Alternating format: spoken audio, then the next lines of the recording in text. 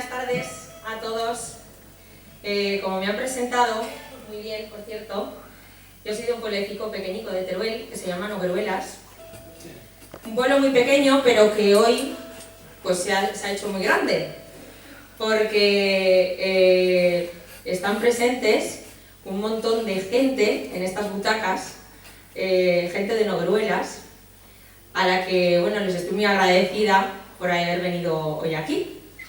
Pero no solamente Nogueruelas está representado en las butacas, sino también en el teatro.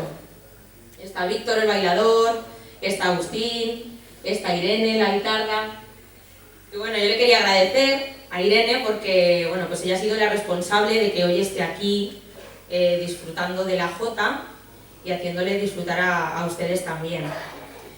Así que no me querría olvidar que antes Irene me ha dicho a la oreja: Elena, que no se te olvide dedicarle una jota a mi padre, que es su cumpleaños. Que está por ahí por el público. Necesito muchas felicidades, padre. Así que por todos ellos va esta jotita de Juan García, el tenor de Sarrión, que espero que les guste tanto como me gustan. Vamos a ver.